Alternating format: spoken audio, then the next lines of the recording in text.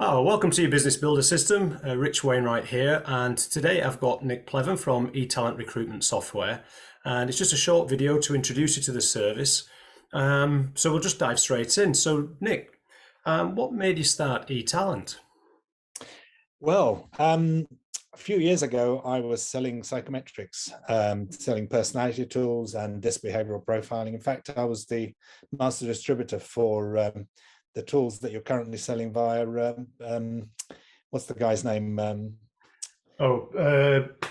Tony Alexander. Yes, Tony Alessandra, because those were the tools that he's licensed those from another company. And my biggest client at the time was Beaverbrooks the Jewelers. Okay. And they were using both the personality tools that I bought from a different supplier and the disc behavioral profiling. Sure. And it was going really, really well. And one day they called me in and I was quite surprised. And they said, look, Nik, this isn't working. And I said, oh, I thought you really liked it. I said, no, don't get me wrong. We love the tool. The tool's great. Trouble is, if we keep buying it from you, you're going to be very rich and we're going to be out of business. And I realized then that the business model for test publishers just is broken when you apply it to recruitment, because you have no idea how many people are going to apply. If you test everybody, it's going to cost you an arm and a leg. Yep. If you don't test everybody, how do you know that the people you're testing are the right people? Yeah. So it just wasn't fit for purpose. And that's when I decided I had to do something about it. And that was the beginning of eTalent. Ah, fantastic. And how long ago is that now, Nik? That was 2010. And since then, well, that was the first iteration of the tool. Then we changed it 2 or 3 times. And the tool as it is now has been around since 2013. Okay. Yeah. So it's pretty well established and set in and obviously works. It is. Yeah. Brilliant. And we're constantly modifying it every month or so. We add new features and so on. So anyone who's got this far, what's the type of business this is for? Perhaps what problem or challenge might a business owner have or not know they have that eTalent solves, or indeed what opportunity that can it provide for business owners that they may not know about that eTalent can help them with? Well, any business that requires to recruit people has a challenge of making sure that the people they recruit are the right people. And this is normally done through either going to a recruitment agency and then doing interviews and so on, or they can do it themselves. And the problem with that is that normally you would just get a CV from usually a pile of CVs. Yep. And then you've got the challenge of deciding which of the people who sent those CVs are the ones you should interview. Now, unfortunately, that doesn't work terribly well because the information that's in the CV isn't really what you really want to know. Yes, and is it really truthful? Well, yes, I mean, you want to know what they've done in the past, you want to know the qualifications, the experience, and so on. But the really key things about an individual, especially if they join an organization that's already got a team in place, is will they have the right sort of personality to fit in the role that you're recruiting them for, and will they fit the rest of the team? And that is exactly why I designed eTalent, to help with that particular challenge. Because if you get it wrong, apart from the damage it will do to your business in terms of, stop, start, replacing people, finding more and whatever, it's the cost of staff turnover. It's extraordinary. I would say that. Realize how much it is. I would say that since I started this business in 2008, 99% of the HR challenges I've helped owner managers with have been caused by either poor recruitment in the first place or an inappropriate promotion. So I completely agree with you. This will be a fantastic tool. So it doesn't really matter whether you're just recruiting one person or you might be sifting through 100 CVs. This is a platform for you. Absolutely. I mean, our largest client is a company called Smurfit Kappa. They're a global organization, 20 billion turnover. And they're in cardboard packaging, and they use us in every factory in the UK. And our smallest are one-man businesses that need to find, an admin person or a salesperson and so on. So it applies across the board. And it also doesn't matter if you're recruiting for an apprentice or an operations director. Personality is personality is personality. Yes, the seniority of the role doesn't matter as well. Not really, Yep. no. We have recently added some what we call soft skill competencies. So it's things like leadership and strategic thinking and so on, which are a relatively new addition to our tools. But yes, they were specifically put in there for the high level roles. Fabulous. So how does it do its magic? Well, its magic isn't really that difficult. If I can share my screen and show you a couple of slides, that I hope will explain better why it is that we've done this and how it works. So here's a slide that I hope explains why it is that we've designed a tool, because what you normally get is what's above the waterline, but all the stuff that you really want to know is below the waterline. Things like behavior, personality, motivation, values, what makes the person tick, what potential do they have, how will they fit in the rest of the team. But there isn't just, me saying that. There is quite some science behind this. Here is my summary of a study that was done by Manchester Business School a few years ago. And they looked at the way that companies go about recruiting and what is it they're looking for in individuals. How do they go about selecting people? And how predictive that actually is in practice. And luckily for me, age is a very poor predictor. Luckily for a lot of people I know, graphology, which is a study of handwriting, is also a very poor predictor. Although for some reason the French love that. And then all the other stuff like years of education, references, experience, and so on, whilst you might think there would be a good predictor, actually aren't. And that's what you see in the CV. But if you start going further up that arrow and you get to assessment centres, they're actually quite good because you can see somebody in practice of how they're performing. But for a lot of people, that just is not a practical proposition because they're very expensive and difficult to manage. But personality tests, oddly enough, are even better because you remove the subjective element from assessment centres. The reason we've put eTalent at the top is partly because we're biased, but partly because we don't just have a one-size-fits-all personality test. We always customize our tests to the job that's being recruited for. And there's a lot of reasons why that's better. I can just tell you some. First of all, it's shorter. The tests are much shorter in length, and therefore people are more likely to do them. They're much more focused. They're more relevant. They're far easier to make decisions from just having that information that is critical to that role. Okay, so there's kind of you've got a variety of different tests which you can bring to bear, depending, you choose which ones are most relevant to the job at hand, and apply those. Essentially what we have is we've got building blocks of personality. The model is based on the big five or the ocean model of personality, which is the one that every sort of major psychometrics company uses. But we don't use the raw five because they're effectively meaningless. I mean, one of the big five is neuroticism. I defy anybody to know what they're going to do with that on a score of 1 to 10. But each one of those has sub-factors, and it's the sub-factors that we use. So we're talking about things like accommodation, diplomacy, detail orientation, frustration tolerance, resilience.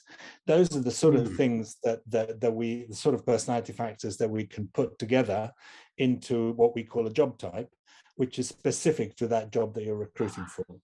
Gotcha. So the way I usually explain the reason why we do this is because if you think about, let's say, a barista in a Starbucks, they need to be friendly, accommodating, sociable, understand about customer service, diplomatic, resilient, because customers aren't always polite. All of those things are really important for that role. But if you're looking for a maintenance engineer, none of that's important because maintenance engineers work with things, not with people. So with maintenance engineers, it's far important they understand about safety, they have good detail orientation, they can follow a process, they can work within a structure.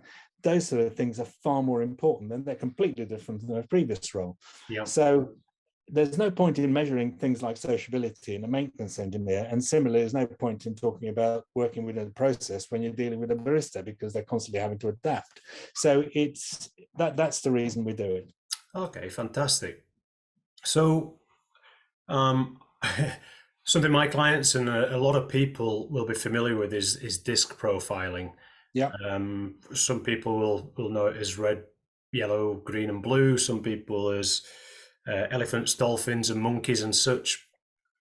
All the same, just a slightly different metaphors, I suppose, Yeah. in those. But within the action coach community, within my business, we often refer to it as DISC, the dominant, influencer, steady, and the compliant. So how do you blend that in with your personality assessments? What's the link between the two there? Well, actually, that's quite interesting when you say that there is no link. The two are completely separate. Mm-hmm. And the reason we have two is because, and I'm going to get a little bit technical here, but not for very long, the personality tests, our personality assessments, are normative in nature. And by that, it means that we compare people against the norm. Mm-hmm. So you can have a country average of accommodation, and if somebody scores way above that, they will obviously be more accommodating than your average person, and if they score below that, they'll be less. Whereas with DISC, you can't do that. Mm-hmm. DISC is an ipsative tool. So what DISC measures is the preponderance of those four factors you measured within that one individual. Now, that's really important for understanding how they will behave, but unfortunately, it isn't able to allow you to compare between people, because somebody's factor D would be completely different to somebody else's factor D. The numbers associated are, you cannot compare them. Okay. So we use both because one will tell you whether somebody has got those basic personality characteristics to carry out the job. Yeah. And the second one will tell you how will they go about doing that? Will they fit in with the team? How will you manage them? And so on. So the two work together, but they're not in any way linked. Okay, gotcha. That's a really pretty quick and easy way to understand the difference. So thank you for that. So one of the things that often my clients ask me is, how do we know candidates are being truthful when it comes to completing these assessments? What's your view on that? Well, yes, you're absolutely right, and that can be an issue with a lot of assessments. DISC doesn't really suffer from that. DISC usually is fairly accurate in terms of what it does, because the questions are not particularly transparent, and also people don't know how it's scored. But when it comes to some personality questionnaires, the questions are often quite transparent, and that unfortunately is just the way it is. They all are. But we have found a way of doing this by putting some extreme questions mixed in with all the others that tell us whether somebody's being truthful or not. Okay. If I told you how, I'd have to kill you afterwards. Yeah. So I couldn't possibly tell you. We can't reveal the presence of our secret agents. Okay, so I often ask this question in these things, Nik. What question haven't I asked? What haven't I helped us get to? What else would you like to tell us about the how it works, the benefits, and so on and so forth? Okay, well, the benefits of eTalent are primarily that it saves a huge amount of time. It lets you focus on the people that are applying who are most likely to get the job, and also you're pre-armed and understanding their personality and their behavior before you even see them. Mm-hmm. Now, there are essentially three elements to eTalent. When people apply on eTalent, they first of all go through what we call qualification screening. Okay. Now, that isn't to do with academic qualifications. That's to do with those things you would look for in the CV. Yeah. That would then take you huge amounts of time to sift through 20, 30 CVs. Right. But if you draft those questions well, and when the candidate comes along, he answers those with a simple tick of a box or a click of a button, takes them less than 30 seconds to complete. Yeah. And then you know whether they have the minimum requirements you're looking for. Okay. Okay, that's the first part. Well, that's really in line with the recruitment process that we run, is that we run on a process of deselection. Absolutely. So that's essentially that. You're deselecting candidates right at the beginning in a very quick and fast manner. Absolutely. And it means that you don't have to spend time looking at those CVs that you shouldn't be looking at because they don't have the minimum requirements. Brilliant. So that's the first thing. However, we don't reject people at that time, because we found through experience that if you do that, they'll just come back with a different email address and try again. So we let them carry on. And the next part is attach a CV, because we still have a CV at some point. And then they go through the targeted psychometric, Okay. which typically takes 5 to 7 minutes. So it's not terribly long. I'm saying typically because it depends on the job type and how many questions there will be. And then after that, there's the disc profile as well. Right. So the whole process normally doesn't take more than about 15, 20 minutes at most. And we find that this is not normally a sort of a disincentive for people. They will still go through and apply. And also you should ask yourself, well, if people have given up, will they turn up on a Monday morning? So there's lots of reasons why, making it more than just tick a box and apply like they do on Indeed, there's a lot to be said for it, I think. Yeah. So they've invested enough time to get through that point, then absolutely. There's a good commitment showing at that point. However, we have found that at this time in particular, because of the way that the job market is right now, where it's really a candidate-driven market, we've had to make some sort of allowance for this. So we've modified our software to do what we call a split journey. So essentially, they go on, they answer the qualifying question, attach a CV, and then they think they're finished. We say, thank you for applying, blah, blah, that's it, finished. But it isn't, because they're now in limbo, which allowed the recruiter to go and have a look at the qualifying questions, whether they've qualified or not. And then very simply, with clicking just 2 or 3 buttons, they send them a very encouraging email that says, congratulations, Jim, you have been shortlisted for this job. Just click here to complete the process. And that works very, very well. Because it saves time, because you don't get all those people who would have, not qualified anyway. And that way you still get the psychometrics, and you can still get a good understanding of whether that person will fit or not. Great, fantastic. So was that 2 out of the 3? That's all 3. So it's qualifying questions, it's the personality, and it's the disc at the end of the disc at the end. That was the third element to it. Yeah. Fantastic. Okay, so I suppose the big question next one then is, how do people invest in this? What's the investment level on the service? Okay, so eTalent costs, well, there are a number of ways of using eTalent, but the most common one these days is what we call our flat fee, do-it-yourself sort of recruitment process. And that's for one job. And we will advertise your role for you as well on all the job boards in the UK. That's Reed, Indeed, Total Jobs, Monster, CV Library, LinkedIn, etc. And we will give you access to the platform for 90 days in total. 28 days, obviously, the advertising, but we will leave that open. You can advertise yourself. You can point people to it. You can put it on your jobs on your website. So share it on social media, etc. And you can have the platform for up to 90 days. In fact, if people haven't managed to find somebody, we're quite happy to extend that further. Just obviously the point is you find someone. And that costs a flat fee of $495 plus the VAT. It is a do-it-yourself service, so we do have a number of videos that help people set the system up for themselves.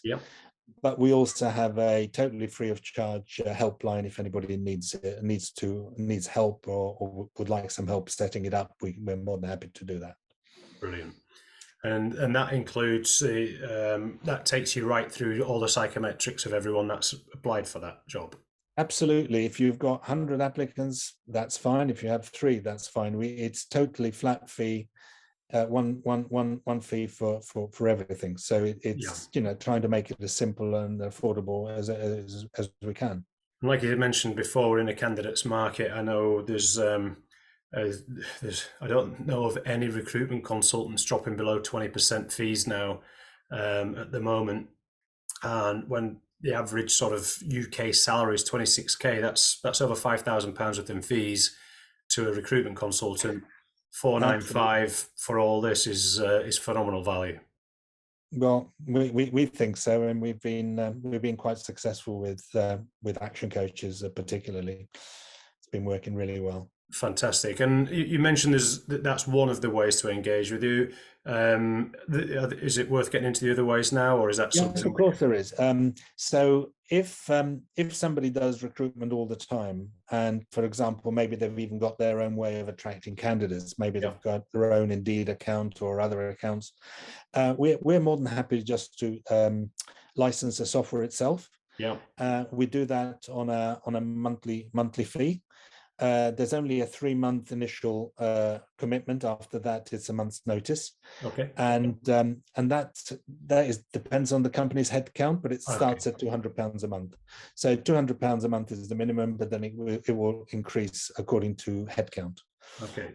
And that's totally unlimited use, as many jobs as they want for as many applicants as they want. It's completely unlimited. There is an additional feature I hadn't remembered earlier, and that is that if you go for that, you can also get unlimited disk reports generated through the software.